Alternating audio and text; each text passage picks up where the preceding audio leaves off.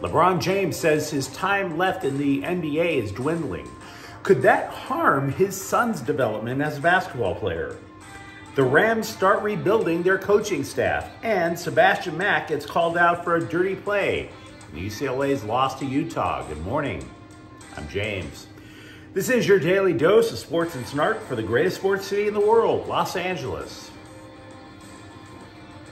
This is the faithful Angelenos morning report. So it is February 20th, 2024. We begin year 3 of Faithful Angelenos Sports. Maybe if I play my cards right, we'll get 1,000 subscribers. But who knows? And frankly, who cares? I'm not that much of a cloud chaser. If you like being in the know about LA sports, clickety-clack the like button. Clickety-clack the subscribe button. There's a notification bell. Hit that. It lets you know when we drop new content. Sharing is caring. Let people know it exists. And by all means, comment. Especially about the lovely roses that are in the background. No, they are not mine. I am not lovely. But before we go through the news and notes, a look at the scoreboard. There were no games involving LA teams yesterday. Totally hope you got lucky. Meanwhile, today, Columbus is at the Kings. The Kings have won 4 of 5 games under interim coach Jim Hiller. So let's get to the news.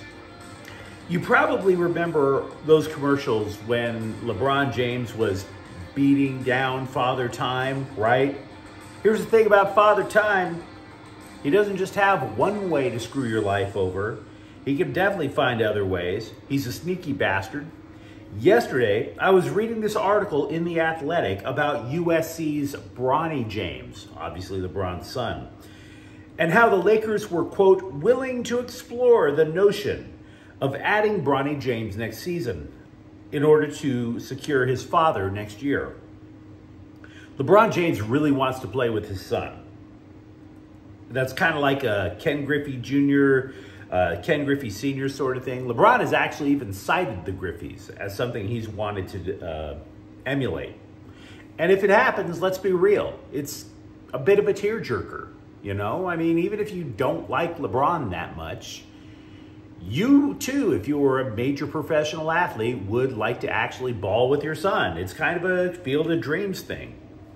The point, though, is that Bronny James may have to look at a potential... Bronny James may have the look of a potential NBA player. He's got a decent jump shot. He's got high IQ for being on a basketball court. Plays defense. If you've seen him, he definitely followed his dad into the weight room. But Bronny James isn't a legit NBA prospect now. He doesn't get a lot of playing time with the Trojans. He's not even a starter, for Pete's sakes. His career high with the Trojans in a game is 11 points. He only played 14 minutes in a double overtime game against Colorado over the weekend. And by the way, the young man had a cardiac event last summer. Now, he could develop into an NBA player, but common sense tells you this dude is not Ken Griffey Jr. You look over at how the Trojans when they play. Isaiah Collier, oh my gosh, the guy scored 25 points in that Colorado game. Him in the NBA, you can definitely see. Now, there's a former NBA exec who was cited in the story. He described Bronny James as, quote, not a guy who would normally be a one and done, unquote. Now look, none of this is to say that Bronny James would never be NBA worthy. That's not it, right? It is to say that, like everything else in LeBron James's life, there's a plot twist. LeBron James told the press during the All-Star weekend, quote, I don't know how many seasons I have left. I know it's not that many, unquote.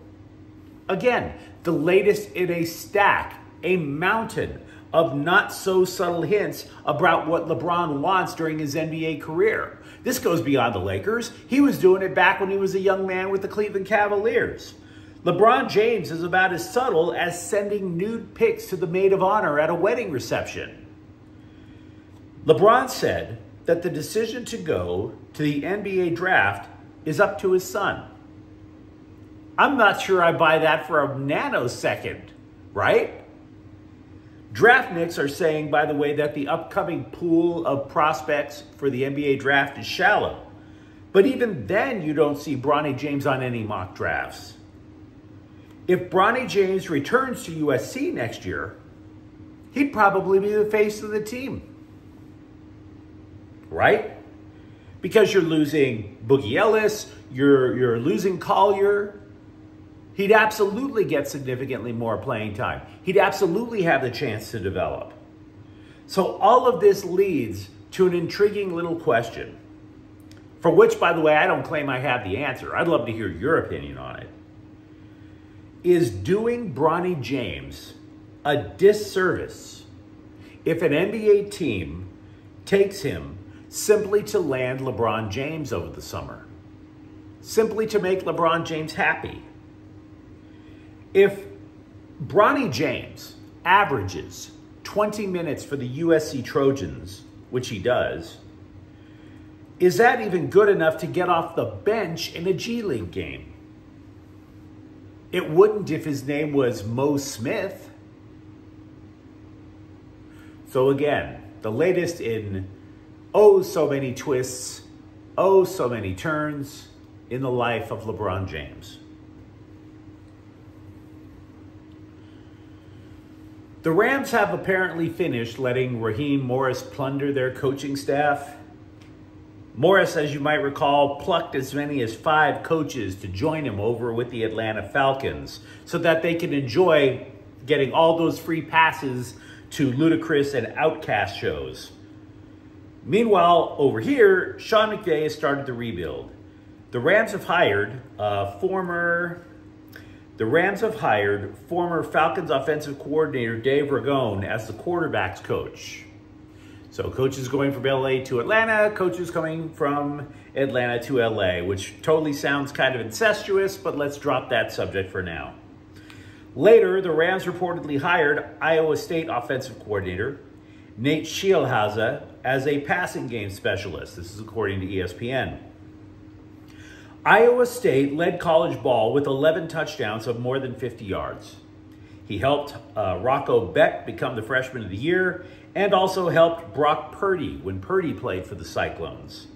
So if you are thinking that the new guy is going to tell Matthew Stafford to throw deep, I would say that's a fair guess with all those touchdowns of over 50 yards.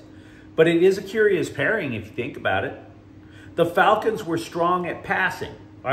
Were not strong at passing. They were terrible at it. But under Ragone, they damn sure could run the ball. So does this mean that the Rams are seeking a blend of power running and quick strike passing? Might be the idea. How many dirty plays are you allowed before you become a dirty player? Asking for a friend. And by friend, I mean UCLA Sebastian Mack, who, of course, I've never met. I don't have friends. After the Bruins lost to Utah on Sunday, which, by the way, was probably the harpoon that ran through the Bruins' only chance, or their best chance, of getting to the NCAA tourney, Coach Vic Cronin complained of bad fouls. Not bad calls, bad fouls. Because what Mack did to the Utes' Brandon Carlson wasn't a bad whistle. Just 10 minutes into the game, Mack is defending Utah's guard as he brings the ball up the court. Now, anyone who's seen basketball knows what happens when the two guards are defending each other trying to bring the ball up the court. Somebody is going to set the pick on the offensive side.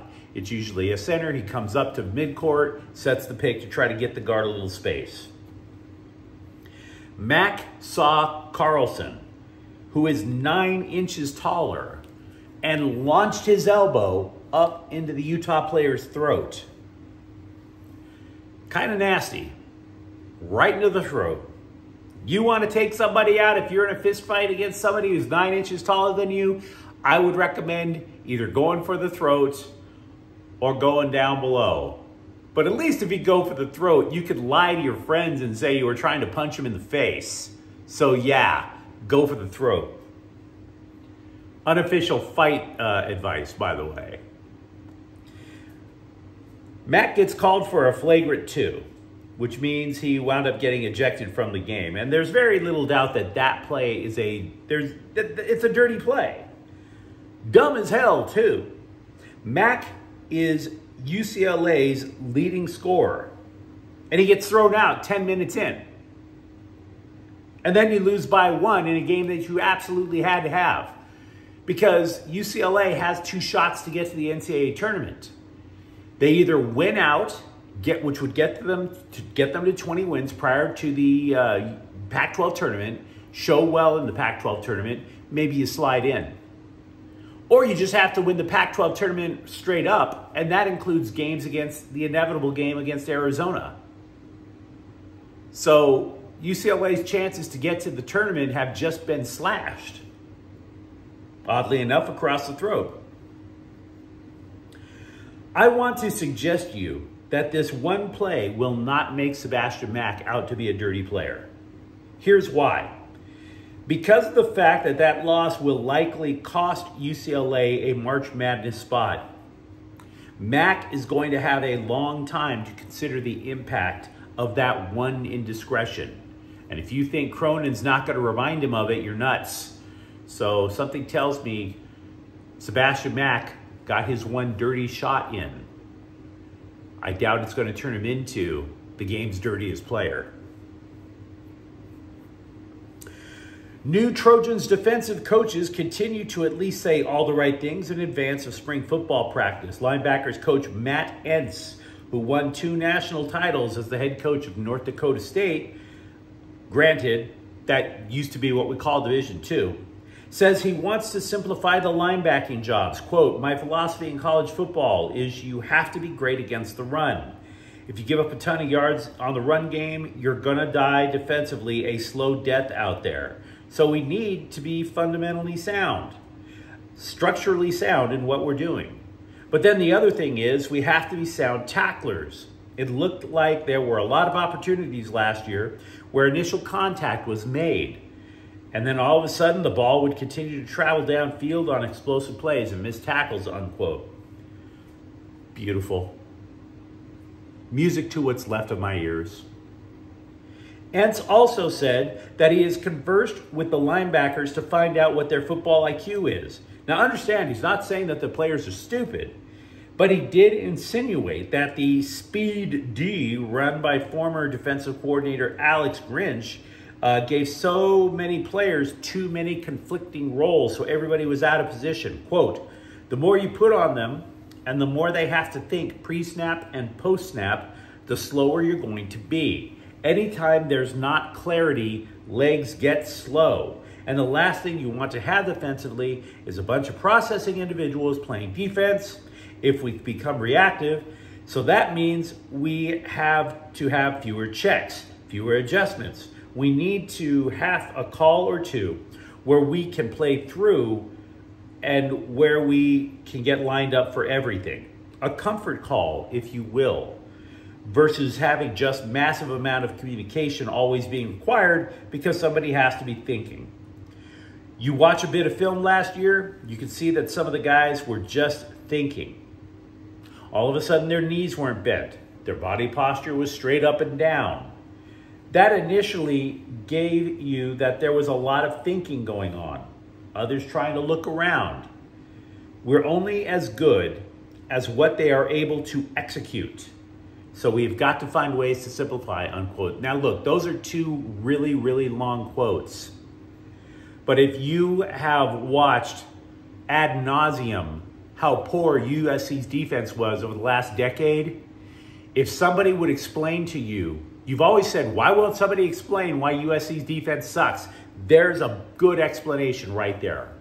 Very lengthy, very candid, and also a pathway to hopefully get the USC to finally stop giving up explosive plays.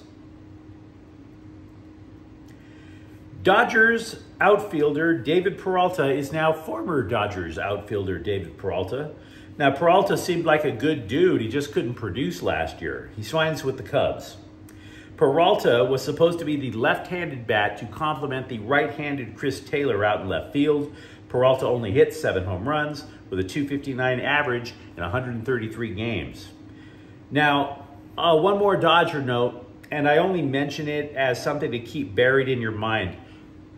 Catcher Will Smith turns 30 in 2025, which will also be his free agent year. Anyone who's played catcher will tell you all that squatting will absolutely shred your knees. So the point being, will the Dodgers let him go kind of selling high and then bring in one of their prospects buying low?